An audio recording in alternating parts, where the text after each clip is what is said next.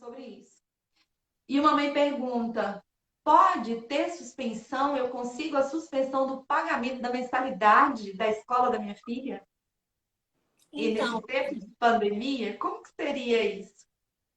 Lourdes, o que está acontecendo nesse momento é de uma enxurrada de atos normativos extraordinários, né? Então, isso na minha visão, eu acredito que posteriormente vai sucatear o judiciário de ação direta de inconstitucionalidade. Porque quando a gente fala em suspensão de pagamentos de mensalidade, a gente fala de uma deficiência no atendimento. Então, eu quero suspender o pagamento porque o atendimento não está acontecendo. O objeto aqui da minha relação de prestação de serviço, ele está viciado, ele está danificado. E aí eu vou fazer aqui um paralelo, tá? Vou tentar ser o mais didática possível. Se a gente vem aqui para a Constituição Federal, lá no artigo 206, ele traz os princípios da educação. E aí, no inciso 2, ele fala igualdade, princípio da igualdade, de condições de acesso e permanência na escola. Entenda que essa escola do artigo 206 da Constituição, nesse momento, ela sai dessa figura física de escola e ela passa para uma modalidade de ensino, que é EAD. Então, perceba, diante disso, dessa alteração da escola para modalidade, a gente precisa de um evento jurídico que é hermenêutica constitucional, interpretar a Constituição a partir do caso concreto. Então, qual é o caso concreto agora? Nós não temos condições de atender o aluno e dar condições para ele ter acesso e permanência na escola, que é agora uma modalidade. E aí a gente tem condições constitucionais respaldadas para pensar sobre esse contrato. O que acontece? Para eu tentar assim, ser mais prática. Direta, Cadê aqui na isso. Constituição? Tá tranquilo, né? Tá dando para Estamos compreendendo, vamos tentando aqui pegar. Temos aqui a Constituição Federal e temos do outro lado o Código de Defesa do Consumidor.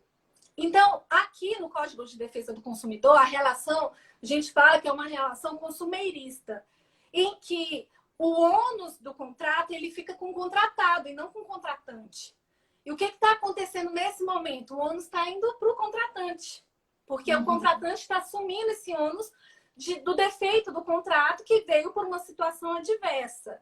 E ainda tem gente que questiona, não, mas não é. Gente, a relação é de consumo.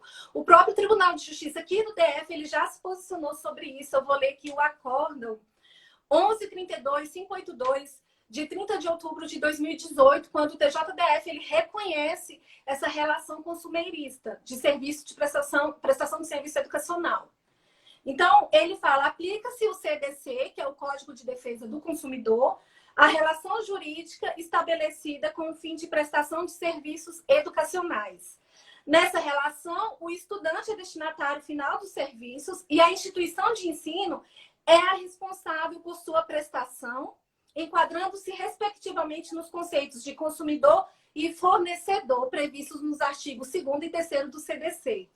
Então, sendo assim, a gente assume a teoria do risco, que ela traz o ônus da relação contratual para o contratado, para proteger o contratante, que é a parte mais vulnerável dessa relação. Então, assim, na minha visão, no que eu entendo que o mais pertinente seria ali uma conversa, um ajuste, até para proteger a função social do contrato também, né, que é de prestação de serviço educacional, mas especificamente aqui para crianças autistas, para as crianças portadoras de outras deficiências, com comorbidade ou não. Pensa, uma criança autista e TDAH, uma criança autista e DI, ou um aluno DI. Então, como que esse modelo hoje, que seria a escola lá da Constituição, ele pode garantir um acesso com qualidade diante da situação concreta daquele contratante? Então, a gente tem uma proteção jurídica de um contrato viciado, com defeito, e aí vem aí o Poder Judiciário tem que ter de estabelecer uma obrigação de fazer. Eu, Ana, entendo que o mais adequado seria um ajuste entre as partes, uma conversa de vamos diminuir essa mensalidade, porque a escola também está pagando menos conta de água, menos conta de luz, né? Então, vamos fazer esse desconto chegar aqui na minha mensalidade. Eu acho que o processo de mediação, ele é o mais interessante nesse momento. E aí, sim, caso não se consiga, eu acho que a segunda via, que seria mesmo a via de acionar o Ministério Público e o Poder Judiciário, é uma outra ferramenta, tá?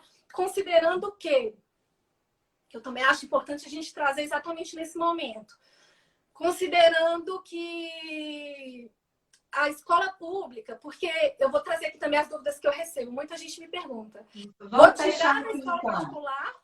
Só vamos fechar da escola só um pouquinho. Vamos fechar, então. Então, seria, primeiro, tentar negociar com essa escola, conseguir um valor abaixo, um desconto aí dessa mensalidade. Se isso não ocorrer, aí sim entrar com ação judicial. Esse Isso. seria o protocolo, digamos assim.